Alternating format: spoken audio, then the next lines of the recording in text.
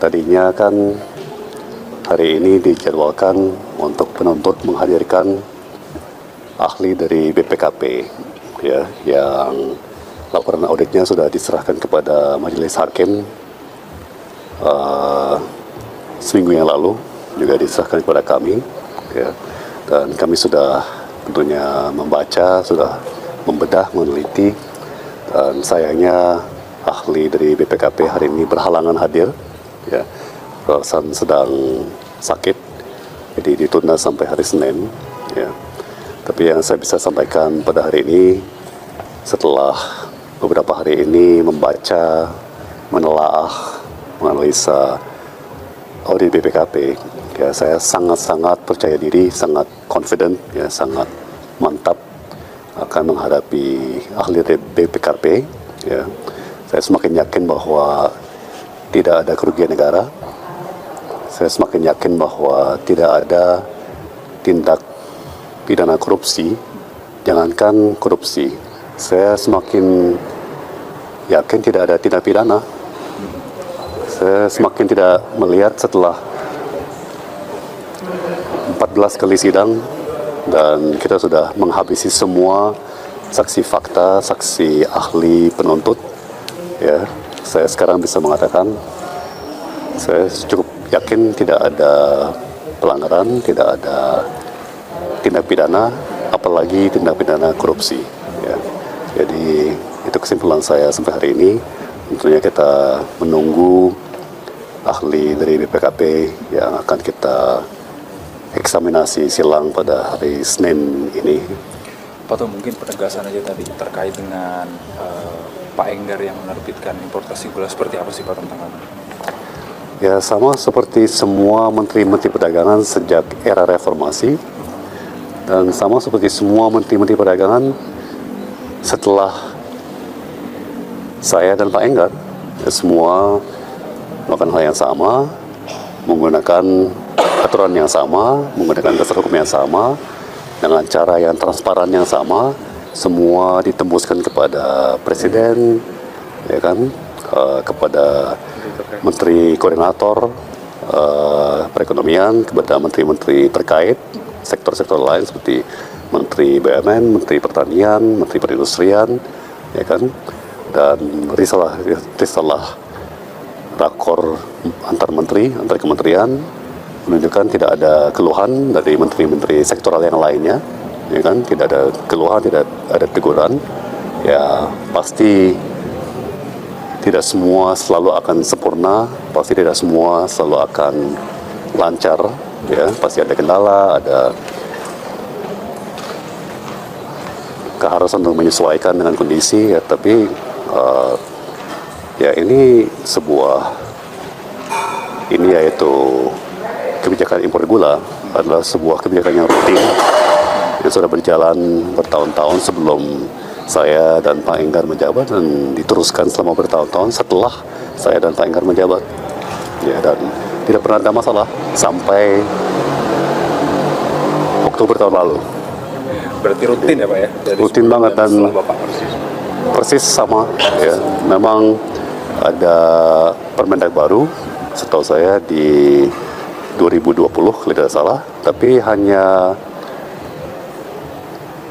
merinci, ya, Permendag saya yang saya terbitkan di akhir 2015, dan secara umum mekanismenya tidak berubah, ya. Jadi tetap setiap tahun, termasuk tahun ini, tetap impor gula mentah yang diolah menjadi gula putih, ya, tetap penugasan kepada BUMN, dan juga BUMN itu bekerja sama dengan industri gula swasta, ya. Jadi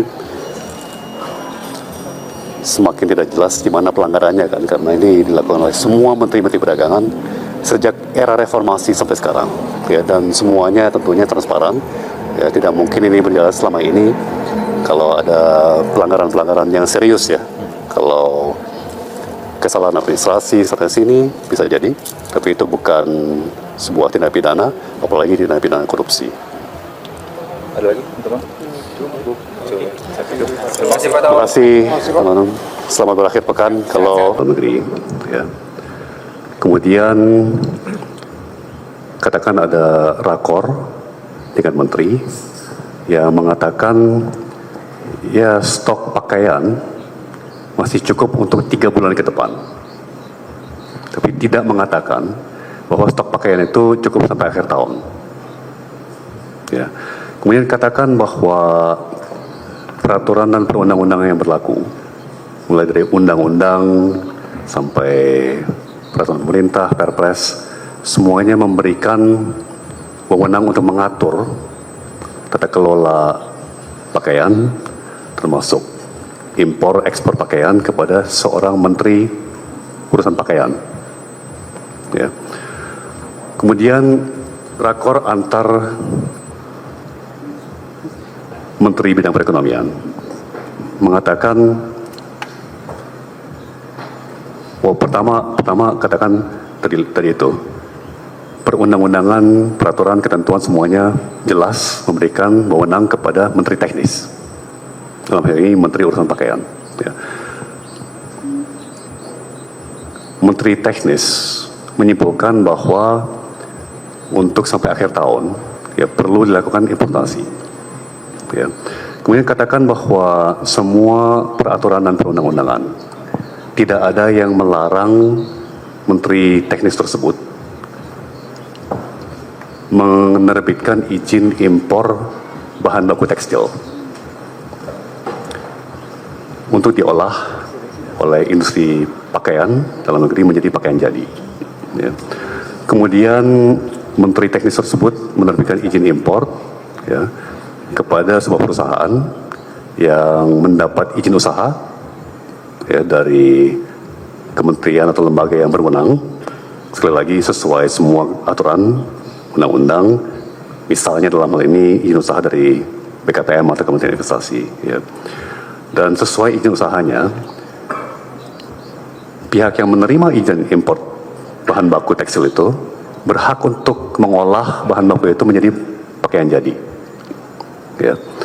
Dan itu terjadi. Jadi menteri teknis yang berwenang melalui kementeriannya menerbitkan izin impor kepada pihak yang sesuai izin usahanya berhak untuk mengolah bahan baku tersebut menjadi barang jadi, dan barang jadinya dijual kepada konsumen. Ya. Sejauh ini apakah ada kerugian negara atau pelanggaran pidana, Pak Siswa dan Pak Edianto?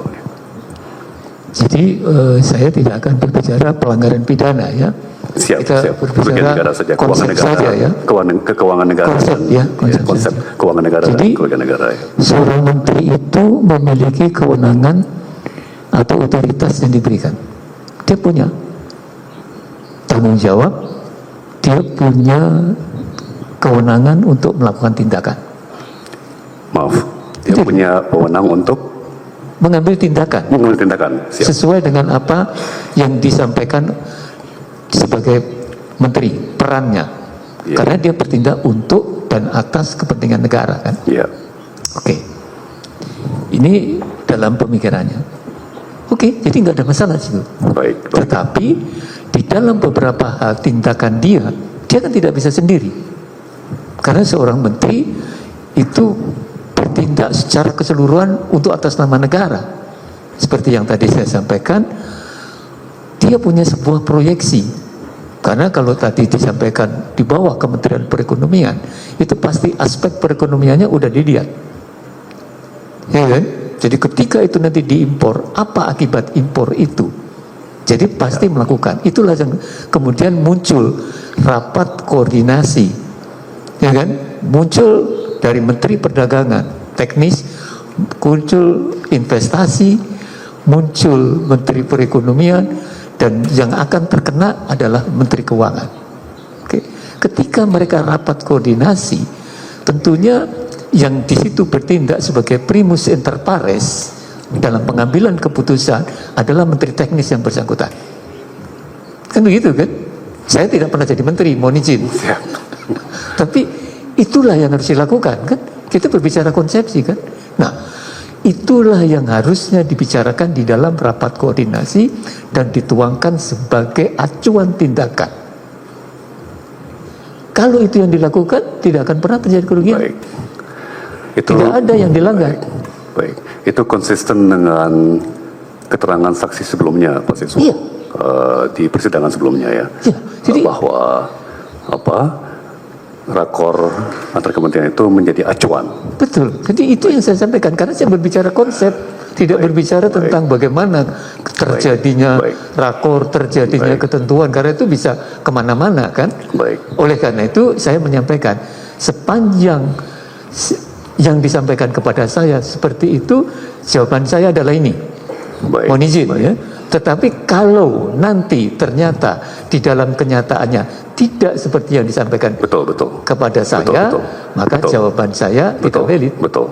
Begitu kan? Betul, betul, betul. Ya, terima Jadi kasih. dari uraian kejadian yang saya Ya. gambarkan tadi, Ya, tidak ada masalah kan? tidak ada masalah. Baik. Kalau seperti yang disampaikan. Kalau sebagaimana yang saya sampaikan. Jadi if ya, Baik. Kemudian kalau andai kata ya, rakor tingkat kementerian menyimpulkan bahwa harga pakaian ya, cenderung naik, ya cenderung naik, dan semua hasil produksi industri pakaian dalam negeri sudah terjual. ya, So, tidak ada lagi hasil produksi pakaian industri dalam negeri yang tersedia untuk menambah stok pakaian, ya, sehingga tidak ada cara lain untuk meredam kenaikan harga pakaian, ya kecuali dengan impor pakaian. Iya. Nah, kemudian rakor yang sama, ya mungkin tidak pada tanggal yang sama, ya, tapi dalam beberapa kali rapat koordinasi, rakor itu mengusulkan agar yang diimpor itu bukan pakaian jadi, tapi bahan baku untuk bisa diolah menjadi pakaian jadi. Ya. Karena meskipun pakaian jadi sudah habis dalam negeri, industri pakaian dalam negeri masih punya kapasitas untuk mengolah bahan baku menjadi pakaian jadi. Ya, dan kemudian rakor yang sama juga menyimpulkan, ya, bahwa sudah bertahun-tahun menjadi konsensus mengimpor bahan baku pakaian lebih menguntungkan untuk perekonomian negara. Dikarenakan, ya kita bisa setuju, bisa tidak setuju ya, tapi katakan saja rakor mengatakan bahwa konsensus sudah bertahun-tahun lebih menguntungkan bagi perekonomian negara kalau yang diimpor adalah bahan baku pakaian, Ya. bukan pakaian jadi. Ya. Ya, karena mengimpor bahan baku pakaian akan mendorong nilai tambah industri dalam negeri, Ya. karena mengolah bahan baku menjadi barang jadi itu memperkerjakan warga, menciptakan lapangan kerja, kemudian ada keuntungan usaha Ya. yang dipungut PPh badan, ada keuntungan perdagangan Ya. yang dipungut PPN, ya, ada PPh BUMN yang dipungut dari BUMN, juga ada biaya masuk atas impor Bahan bahan baku baku. meskipun lebih rendah ya, daripada biaya masuk atas barang jadi ya. Ya. Tapi secara keseluruhan rakor ini mengatakan lebih menguntungkan bagi perekonomian nasional kalau yang diimpor adalah bahan baku ya, industri pakaian. ya, Kemudian menteri teknis yang bertanggung jawab dan berwenang melakukan impor bahan baku pakaian, ya, sesuai yang disampaikan oleh rakor menteri-menteri bidang perekonomian. Sejauh ini apakah terjadi pelanggaran atau penyimpangan atau ya. Baik. ya kerugian atau dampak kepada keuangan negara kira-kira seperti apa? Jadi saya Ya, akan menjawab sesuai dengan pertanyaan.